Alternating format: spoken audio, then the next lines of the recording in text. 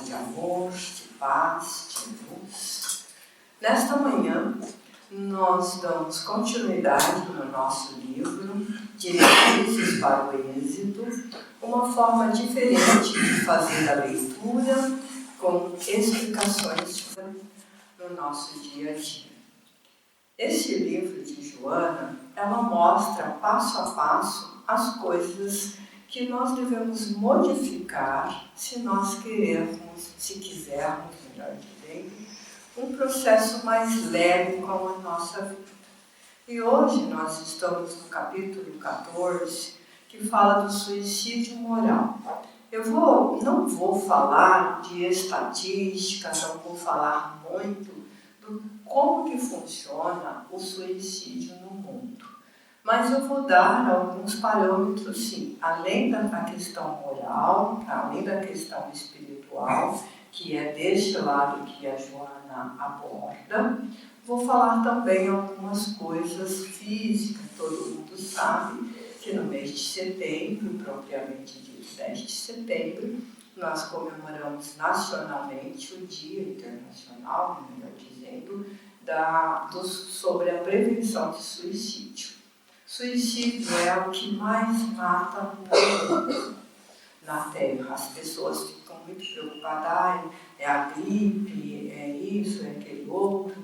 Não é. Em termos de mundo, em termos de terra, o suicídio é a primeira causa de morte.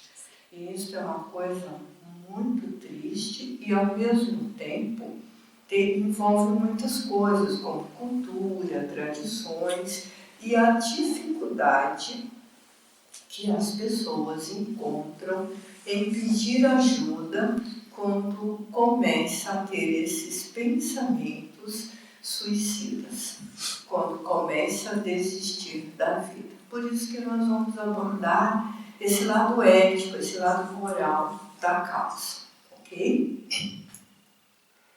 Então, a primeira coisa que nós temos que pensar é o mecanismo do autocídio. Muitas pessoas, elas desistem da vida e quando elas vão cometer esse suicídio, ou quando ela pensa em cometer o suicídio, ela tem um mecanismo cultural de que, como o suicídio é pecado, lembra no 10 mandamento que nós não podemos matar?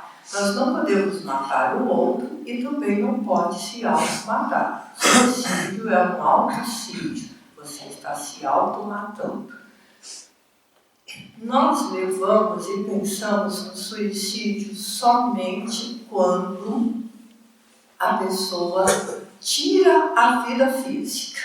Só nesse momento é que a gente diz, a pessoa se suicidou. Mas nós cometemos pequenos autocídios todos os dias e muitas vezes, várias vezes durante o dia, por como isso não nos leva à morte do corpo físico, nós não associamos que isto é suicídio. Vou dar alguns exemplos. A pessoa é diabética. Ela sabe que ela é diabética e ela continua comendo açúcar. Ou a glicose simples. É um autocídio. Só que leva para a morte de uma maneira mais lenta, mas ela está cometendo suicídio. A pessoa é hipertensa, toma remédio para pressão alta e continua comendo churrasco com muito sal. Com muito sal. Porque não é apenas o sal, é o fato da carne ser assada na brasa.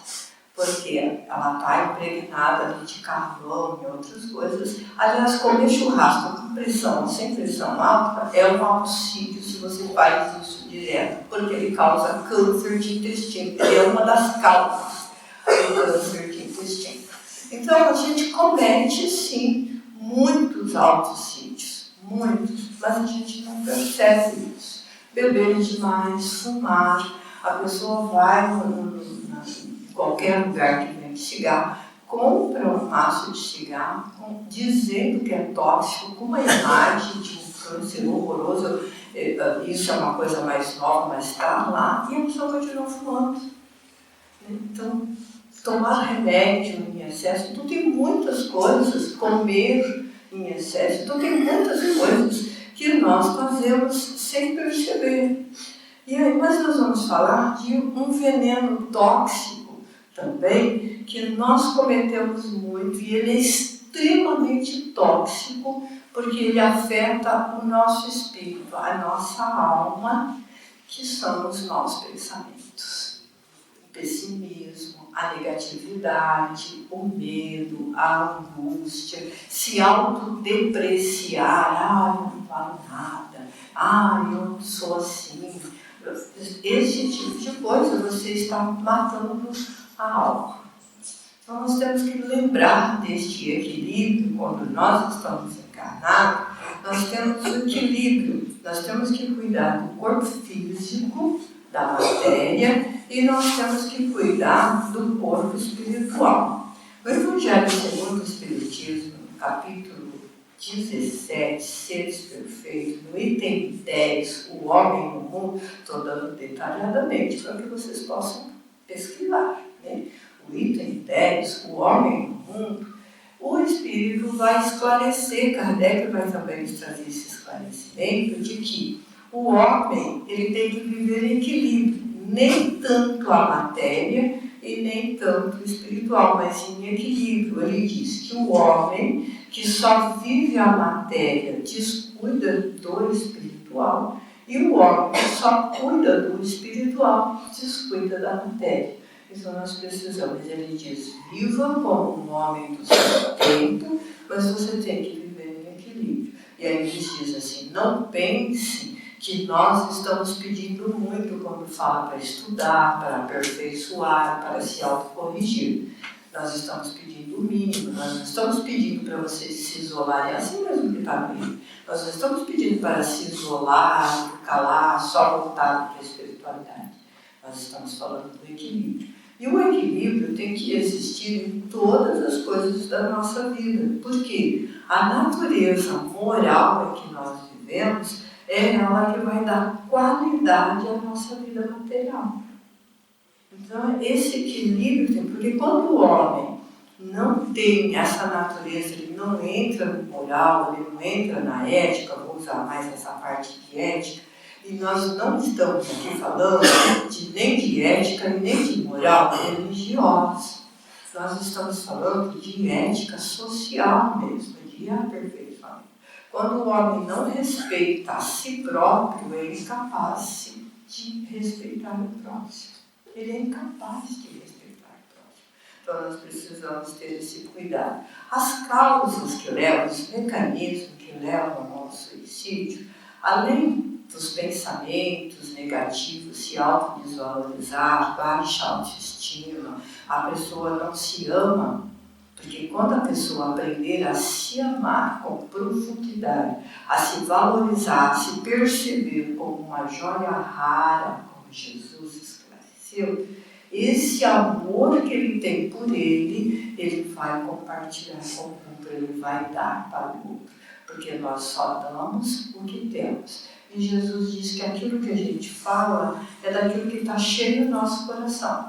Se o nosso coração está vazio, se o nosso coração está pessimista, se o nosso coração está angustiado, se o nosso coração está toxicado, cheio de tóxico, é isso que nós vamos oferecer para o outro.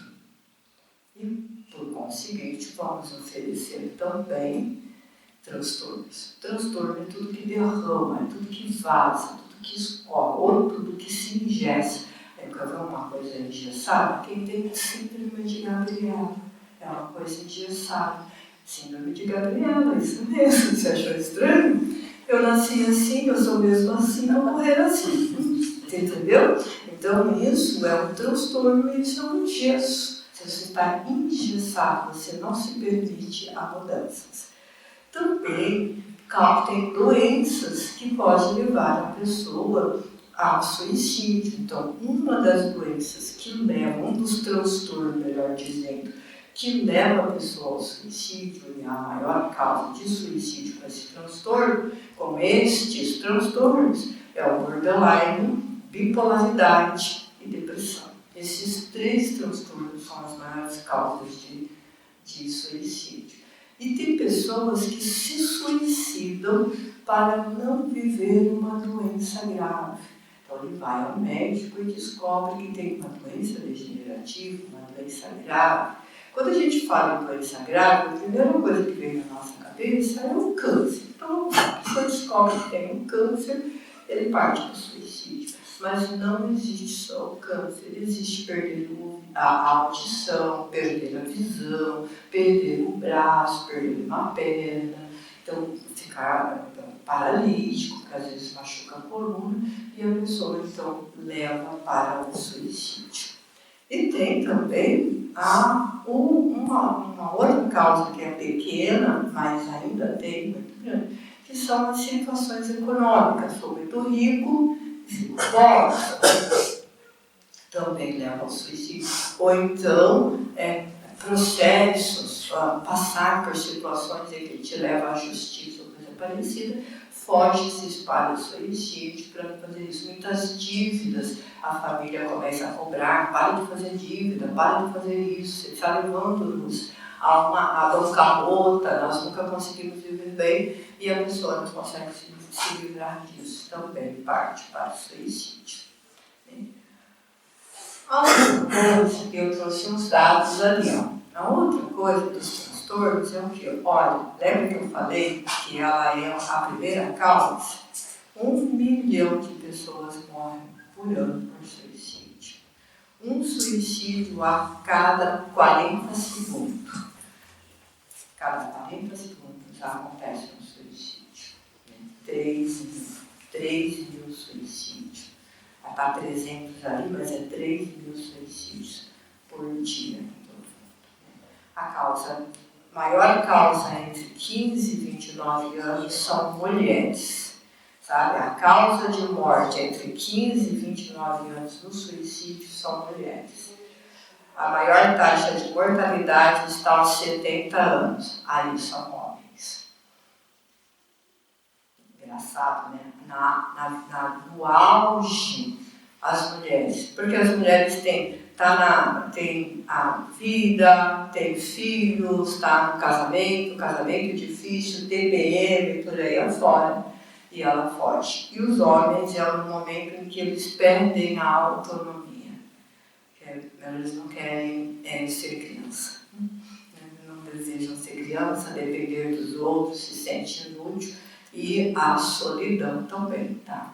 A partir de 70 anos. Principalmente os homens que não conquistaram os laços afetivos da família. Entendeu? Então, o que é o laço afetivo da família? Briga o tempo todo, grita o tempo todo, não respeita, e aí os filhos crescem e vão embora, a esposa vive com indiferença e eles ficam sozinhos. E os filhos nem lembram que eles existem. Isso é a ausência de laços afetivos, porque construiu essa vida. Então, nós temos que pensar muito sobre o suicídio nesse sentido. Então, transtornos, como eu disse, como borderline, bipolaridade e a depressão, ela vai causar essa situação. Lembrando, e principalmente no borderline, que a pessoa, ela transborda, por isso que chama borderline, ela vaza, ela tem uma casa psíquica, nós temos uma estrutura psíquica. E nessas estruturas psíquicas, o borderline não está nessas estruturas psíquicas, ele constrói uma estrutura psíquica. Só que ele constrói uma estrutura psíquica pegando uma parte da neurose, que é a estrutura natural, onde toda a maioria está, e a psicose, que é a estrutura dos psicóticos. Então, ele tem toda a dor da neurose, toda a dor do psicótico, toda a tranquilidade e o equilíbrio da neurose e todas as fantasias e as loucuras do psicótico. É como se ele sofresse em dobro a dor do neurose. A bipolaridade, a pessoa alterna entre depressão e mania, depressão e euforia. Só que o borderline, a pessoa é como uma montanha russa. Durante o dia, ele está numa montanha russa o tempo todo. A bipolaridade fica 15, 20, 6 vezes num dos estágios e muda para o outro. Quando ele está depressivo, ele está largado na cama, ninguém me ama, ninguém me quer, ninguém me lá e fica lá. Quando ele está no estágio bom, que é a mania ou euforia, aí ele é dinâmico, aí ele produz, aí ele é comunicativo, aí ele entra em contato com ele. E aí ele fica. Como é que faz? Tanto o borderline como a bipolaridade, tomando o remédio, são pessoas normais. O grande problema é que eles não querem tomar remédio. O que é isso? Suicídio, auto-suicídio. Né? E a depressão ela é essa ausência, esse vazio existencial. Ele não consegue encontrar prazer em nada. Ele desiste de encontrar prazer. Então, na depressão, o eu está retido no próprio eu, ele não consegue transitar amar, fazer as coisas e regular a ética e a moral, a existência.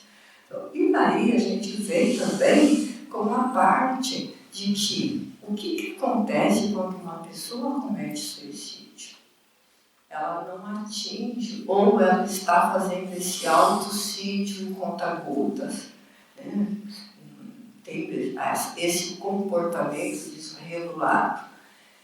Ele não atinge somente ele atinge todas as pessoas que estão em torno.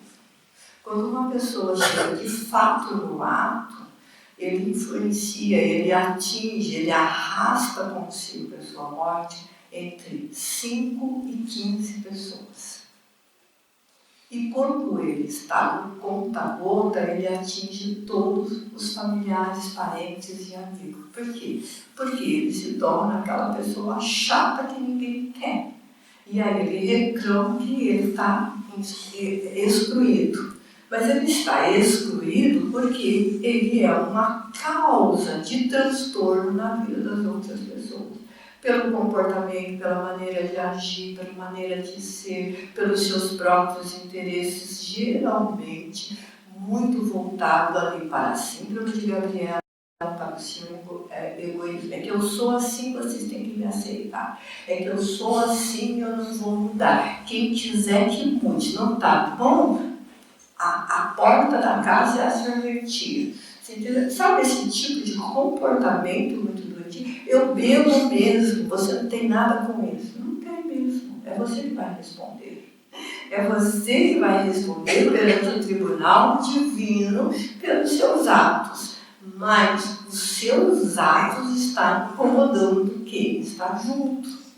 E nós não somos isolados. Se nós vivêssemos isolados, nós poderíamos ter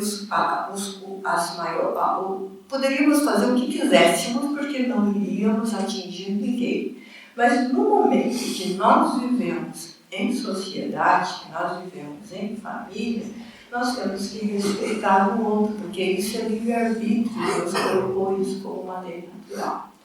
E é lógico que o meu pensamento, a minha atitude, vai ser diferente do pensamento e da atitude do outro familiar.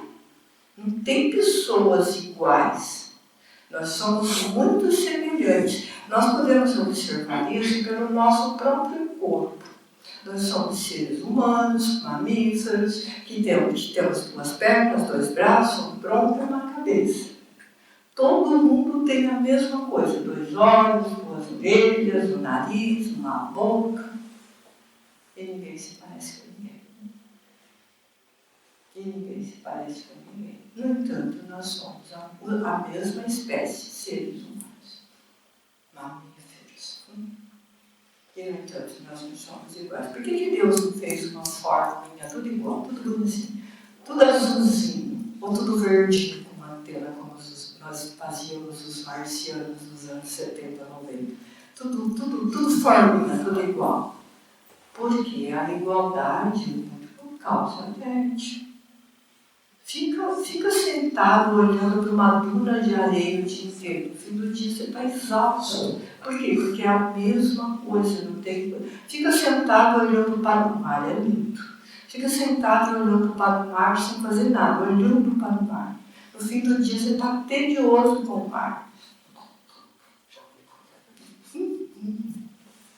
Gente, desculpa, mas eu acho lindo, maravilhoso para quem gosta de nadar. Lindo, maravilhoso para quem gosta de nadar, entendeu? É isso. Ele é lindo, ele é maravilhoso, mas olha agora, por que a gente gosta tanto do mar? Por que a gente gosta tanto de ir para a praia? Por que a gente gosta de fazer trilha? Porque tem diversidade, você anda para lá e para cá, você vai para o quiosque, vai comer, vai beber, estou de férias, né? Então você está fazendo uma coisa diferente da sua rotina, a rotina também mata. Por isso que a gente não pode ter síndrome de Gabriela. Rotina mata. Mas nós não temos que ser disciplinados. Disciplinado é uma coisa, rotina é outra coisa. E tem gente que acredita que rotina e disciplina é a mesma coisa. Rotina é você fazer a mesma coisa todo dia, do mesmo jeito, com a mesma barulho.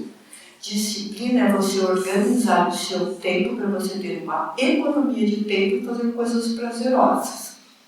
Quem não tem disciplina não tem tempo de fazer coisas prazerosas.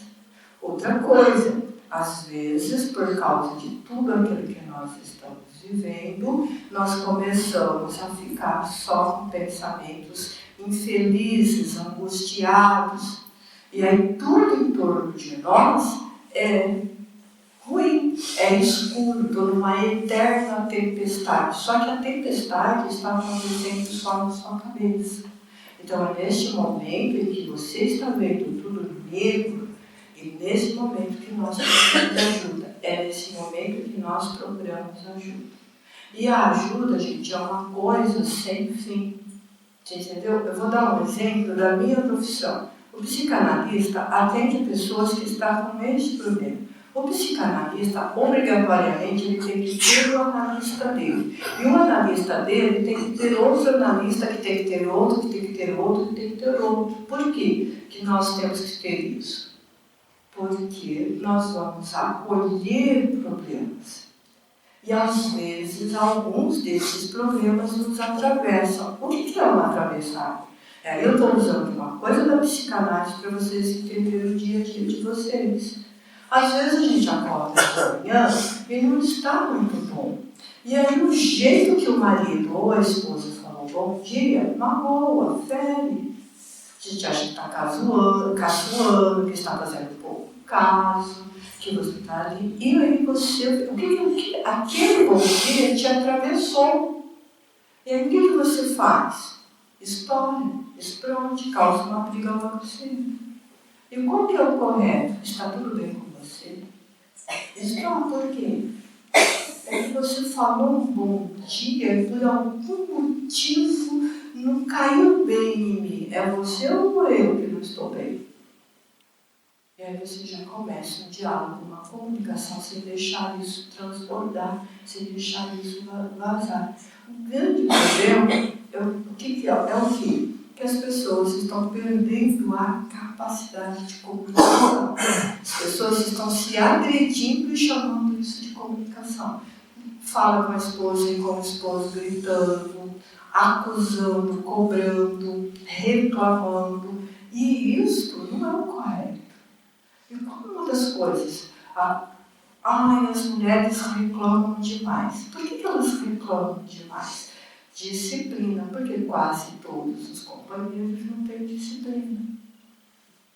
E você vai ouvir reclamações do tipo: toalha molhada em cima da cama, tampa do vaso sem levantar para utilizar. Faça xixi sentado, gente. A ciência já diz que o homem deveria fazer xixi sentado para não ter câncer de próstata. Mas eles têm que exibir o aparelho. É por isso que faz em pé. Então, entendeu?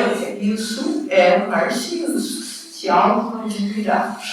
Entendeu? Aí a mulher vai reclamar disso, toma um café, não coloca a xícara na pia, você entendeu? Não ajuda, vai na cozinha, as panelas estão destampadas, vai cair a mão, tampar as panelas, você entendeu? Vai ficar calejada. E aí a mulher vai reclamar disso. Por que a mulher reclama disso? A mulher reclama disso porque muito antigamente os casamentos, e ainda é a maior forma de casamento na Terra, tá, gente?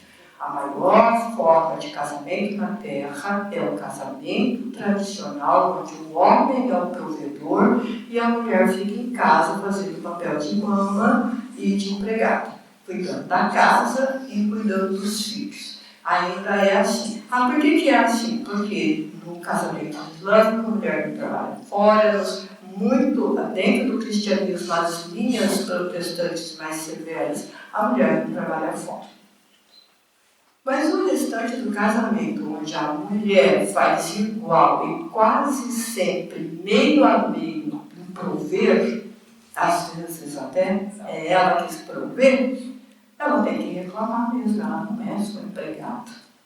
Ela não é sua empregada, ela está exercendo os papéis profissionais, vale dos dois lados, tá, gente? A gente sente mais para o lado feminino, mas vale dos dois lados. E por incrível que pareça, isso é causa de suicídio. Porque a mulher é empregada, qual profissional que a mulher está exercendo em casa, além de exercer o seu trabalho? A lavadeira, a faxineira, a cozinheira, a passadeira, a babá e a prostituta. Tudo isso, gente, precisa pôr o papel para ver o valor disso. Vale para o outro lado também, tá? Tem homens também nesse infeliz papel, fugindo da regra de casamento. Vou mostrar para vocês. Sempre mostro para vocês. O casamento é isso aqui, ó, uma casa. Tá vendo? Uma casa. Fiz uma casa com minhas mãos. Porteira do casamento que começa no namoro. É a aliança que você faz. Aqui, ó, no dedão. Confiança, fidelidade, lealdade, respeito, amizade. Aqui. Se você tem isso aqui, nada entra na sua casa. Nada entra na sua casa. O primeiro papel, homem e mulher. Homem e mulher. A mulher nunca pode deixar de ser mulher, o homem nunca pode deixar de ser homem. E no casamento, geralmente, perde essa função aqui. E perde essa função aqui. Não existe casamento. Existe a república, onde se vive junto e divide despesas. Ok? Aqui, ó, maior, o dedo maior, o financeiro. Não existe casamento sem dinheiro. Acabou o dinheiro, acabou o amor. Por que acaba o amor? Porque o amor não enche barriga e nós estamos encarnados. Entendeu? Então, dinheiro é fundamental para você viver. Aí vem o dedo da aliança. Esposo e esposa. É outro papel. E por fim, pai. Vocês viram que pai é pequenininho? É o dedinho pequenininho? Por quê? Porque a mulher, o financeiro e o esposo não pode ser menor do que pais. E inverteu isso. Hoje só existe pais. Aliás, não existe pais, né? Existe filhos no papel de pais. Porque inverteu essa situação. Então a gente tem que tomar muito cuidado. Tudo isso leva a pensamentos ruins, leva a depressão, leva a angústia, leva ao pessimismo e leva à invasão espiritual. Infiltra-se dentro da sua casa. E Jesus, com relação à casa, trouxe uma palavra linda, maravilhosa, com referência ao pensamento. Se vocês quiserem observar depois, está na Bíblia, Mateus, capítulo 12, versículo 42 e seguintes. Ok? Quando um espírito sai de um homem, ele anda ele vai procurar um lugar para ficar. Quando ele não acha um lugar para ficar, ele fala, vou voltar para a minha casa, porque eu não tenho lugar, vou voltar para o lugar que eu estava. E aí quando ele volta, ele encontra a casa limpa, varrida e decorada. E ele olha para aquilo, vai na janela, não está assim lá, mas ele diz que ele vai buscar. Então ele vai na janela e dá um assobio masculino. É um assobio masculino? Lembra que põe 2 dedos na boca e assobia que mata meio mundo? Tá? E traz mais 7 com ele. Ele tinha um espírito, agora ele só 8. Não é espiritismo falando isso, gente, é Jesus. E ele diz, e a condição desse homem vai ser pior do que no início. O que é a casa limpa? Mente desocupada, a oficina do diabo. O que é varrida? Só vivendo a vida material, esquecendo da espiritual. E o que é decorada? Fazendo de conta que é maravilhoso, lindo, divino. Não é? Entendeu? Então nós temos que tomar esse cuidado com os nossos pensamentos infelizes. Então é nessa parte que a gente trabalha o aspecto moral. Como que a gente faz isso? Nós temos que cuidar dos nossos pensamentos da mesma maneira que nós cuidamos do nosso corpo. Da mesma maneira que nós cuidamos do nosso corpo. Nós não fazemos a higiene, nós não fazemos a alimentação, nós não mantemos a nossa casa varrida, limpa e decorada. Física, a nossa casa física, a gente tem que cuidar da mente do mesmo jeito. Então, se a gente cuida desses pensamentos, essa parte moral, essa parte instrutiva, nós vamos diminuir muito o suicídio. Ele é uma situação muito grave. E o grande problema do suicídio, qual que é? Além de você ter uma devastação da sua família, a morte não existe, ela existe só com o corpo físico. E você vai para a espiritualidade levando uma carga maior ainda de sofrimento. Entendeu?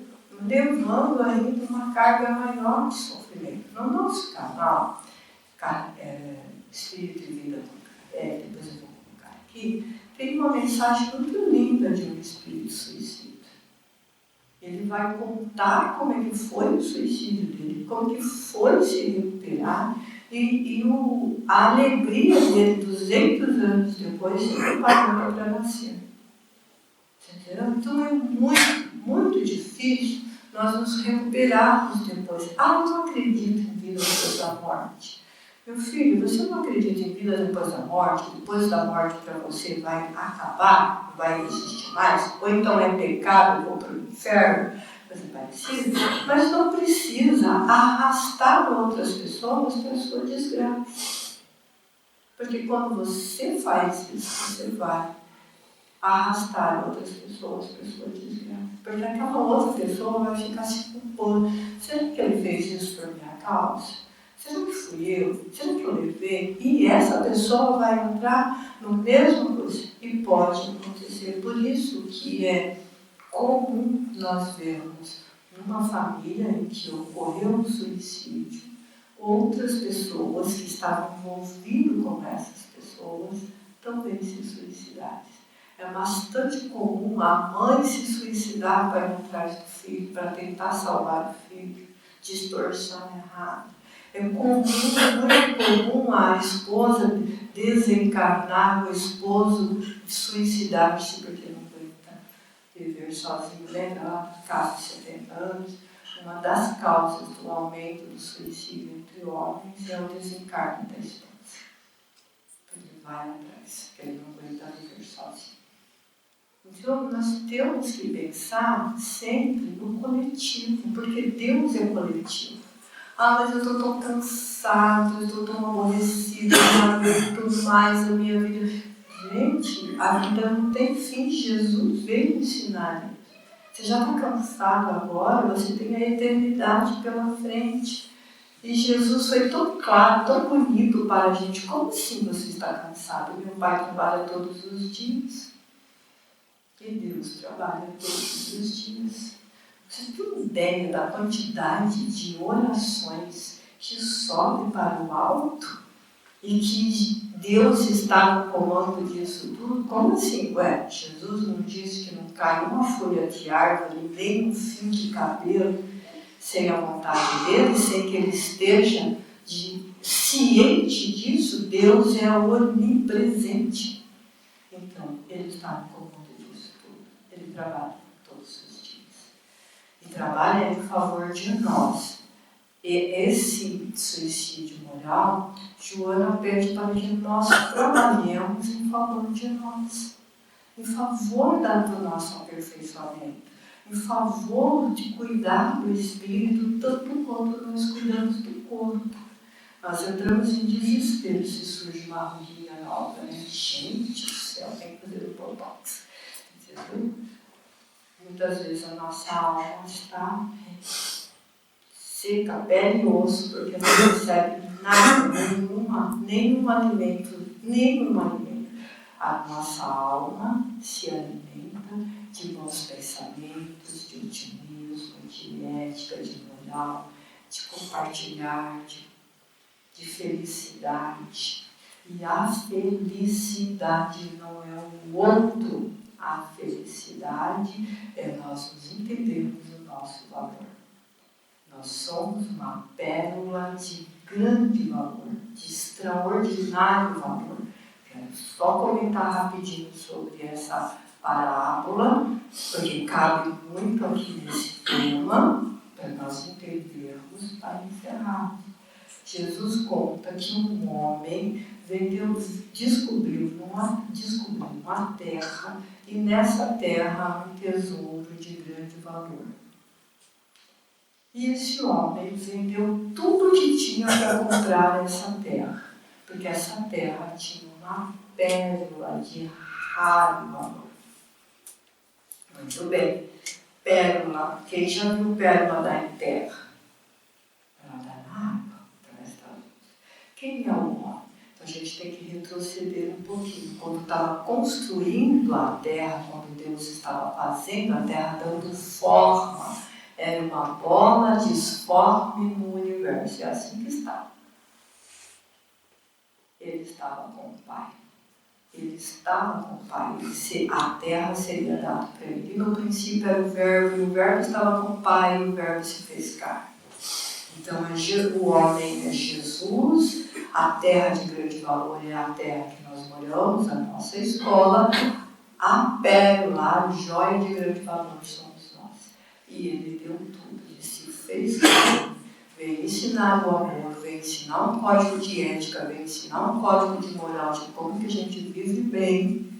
E para isso ele se sacrificou até com a vida, para que nós entendêssemos o nosso valor.